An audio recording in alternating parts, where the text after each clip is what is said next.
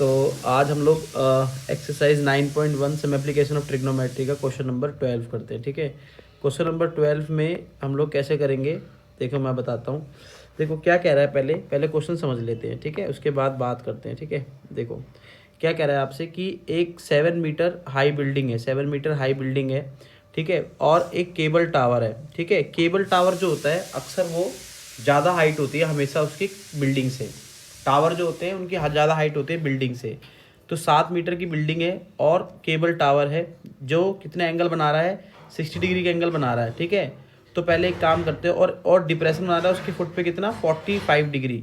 तो आपको height of the tower निकालनी, हाइट ऑफ द टावर निकालनी। ठीक है ना, तो कैसे करेंगे क्वेश्चंस को, आइए समझते हैं और करके देखते हैं। ठीक है, सबसे पहले मैं क्या करता हूँ, मैं करना शुरू करता हूँ। ठीक है, सबसे पहले क्या करूँगा मैं, देखो सबसे पहले मैंने क्या करा, एक मैंने टावर बना लिया यूँ करके, ये करके टावर मैंने बनाया।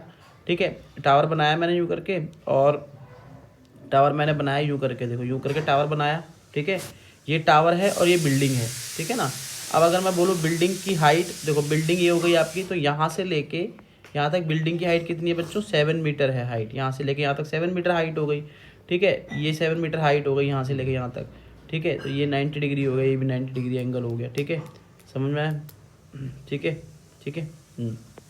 तो क्या है इसके अंदर, देखो अब यहाँ से एक क्या करेंगे हम लोग, नॉर्मल रेट, नॉर्मल जो है वो डालेंगे, है ना।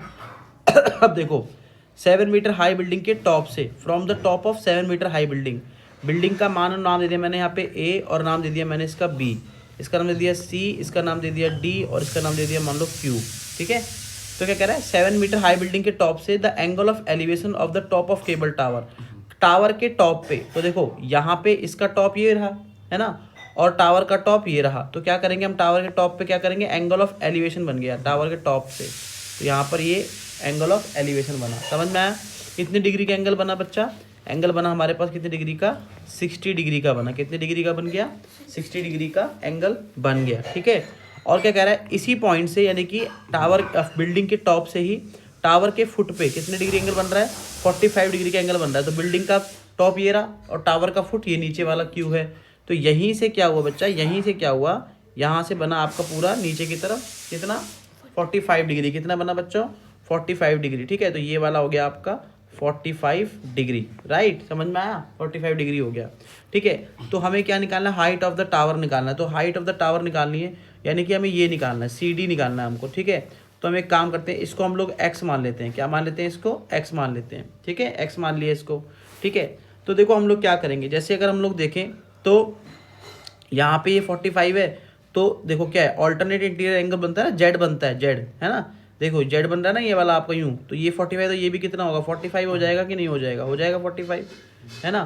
तो हमें निकालना क्या है इस केस में, हमें सी डी निकालना है। हमें केस में क्या निकालना है, सी डी निकालना है। टावर की हाइट निकालनी है पूरी, टावर की हाइट यानी कि हमें क्या निकालना है, ये पूरी निकालनी पड़ेगी हमें। सी क्यू निकालना है हमको पूरा, सी क्यू, है ना। क्या निकालना है हमें, सी क्यू निकालना है ना। तो हम स्टार्ट करते हैं क्वेश्चन को। हम लोग सबसे पहले क्या करेंगे, पहले हम लोग ट्राइंगल ले लेते हैं छोटे वाला, इन ट्राइंगल कौन सा ले लेते हैं, A B Q, A B Q ले लेते हैं। ठीक है, तो ए बी क्यू अगर मैंने ट्राइंगल लिया तो क्या हुआ यहाँ पे, ठीक है, ए बी क्यू ट्राइंगल, तो ये कितना हो गया, 45 डिग्री हो गया आपका, ये आपका ए हो गया, ये आपका बी हो गया, ये आपका क्यू हो गया। तो ये 7 था। ठीक है, तो क्या लगेगा, 1045 लगा देंगे यहाँ पे, क्या लगा देंगे, 1045 क्या होता है बच्चों, P अपॉन में B होता है, P अपॉन में B होता है। तो ये 1 हो गया, P कितना है आपके पास, ए बी, और B कितना है आपके पास, बी क्यू, राइट।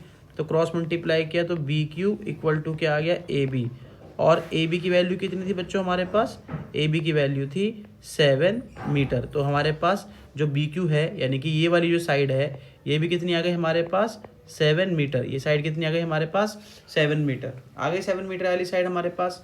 ठीक है, तो देखो अगर ये 7 मीटर है तो ये भी ऑटोमेटिक कितना हो जाएगा, 7 मीटर हो जाएगा, ये वाला पार्ट भी, है ना। अगर ये भी कितना हो जाएगा हमारे पास, 7 मीटर हो जाएगा, यानी कि बी क्यू अगर 7 मीटर आ गया है ना, ए बी भी 7 मीटर है, तो हमारा डी क्यू भी कितना होगा, 7 मीटर ही होगा, 7 मीटर ही होगा। ठीक है, क्लियर है।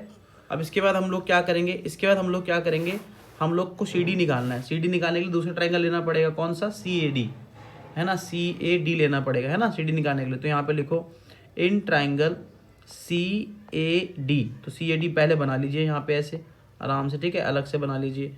तो ये कितना आ गया 60 डिग्री हो गया, ये आपका C हो गया, ये आपका D हो गया, ये आपका A हो गया, ठीक है। तो हमने इसको X माना था, ठीक है। एक्जेक्ट हमें निकालना क्या था, हमें CQ निकालना था दोस्तों। हमें निकालना क्या है CQ, और CQ कैसे निकलेगा भाई, CD प्लस क्या ऐड होगा DQ, है ना, होगा कि नहीं होगा, ठीक है।